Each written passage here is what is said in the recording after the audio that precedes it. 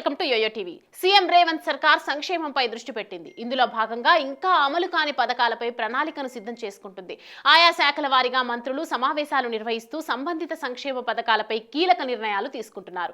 ఈ క్రమంలో ప్రజలు ఎప్పుడెప్పుడా అని ఎదురు చూస్తున్న కొత్త రేషన్ కార్డుల జారీకి రేవంత్ రెడ్డి సర్కార్ కసరత్తు షురూ చేసింది. కాగా కొత్త రేషన్ కార్డుల కోసం దరఖాస్తుల స్వీకరణకు సీఎం రేవంత్ రెడ్డి ముహూర్తం ఫిక్స్ చేశారు. సీఎం రేవంత్ రెడ్డి అధ్యక్షతన సచివాలయంలో కొత్త రేషన్ కార్డు దరఖాస్తుల అంశంపై చర్చించి కీలక నిర్ణయం తీసుకున్నారు. అక్టోబర్ 2వ తేదీ నుంచి కొత్త రేషన్ కార్డుల కోసం దరఖాస్తులు స్వీకరించాలని అధికారులకు సీఎం రేవంత్ రెడ్డి ఆదేశాలు చేశారు. అయితే కొత్త రేషన్ కార్డులకు సంబంధించిన విధి విధానాలపై సబ్ కమిటీతో పాటు అధికారులతో సీఎం రేవంత్ రెడ్డి చర్చించారు. తెలంగాణ వ్యాప్తంగా అర్హులైన కుటుంబాలకు డిజిటల్ రేషన్ కార్డులను జారీ చేయాలని అధికారులను సీఎం రేవంత్ రెడ్డి ఆదేశించారు.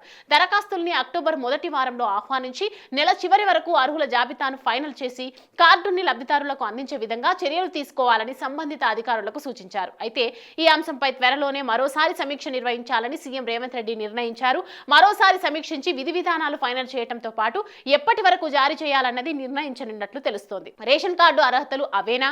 ఇదిలా ఉంటే రేషన్ కార్డు అర్హతలపై ప్రభుత్వం ఇప్పటికే సూచనప్రాయం ప్రకటించిన విషయం తెలిసిందే.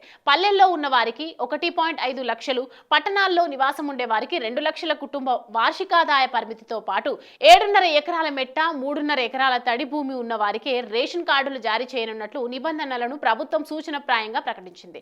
అయితే ఏపీ, కర్ణాటక, తమిళనాడు, గుజరాత్ రాష్ట్రాల్లో రేషన్ కార్డుదారుల ఆదాయ పరిమితులు పరిశీలించామని తెలిపిన మంత్రి ఉత్తమ్ కుమార్ రెడ్డి తెలంగాణలో ఆ పరిమితిని ఇంకా పెంచాలా లేదా మరింత తగ్గించాలా లేక ప్రస్తుత నిబంధనలే కొనసాగించాలా అన్న అంశాలపై త్వరలోనే నిర్ణయం తీసుకుంటామని తెలిపారు.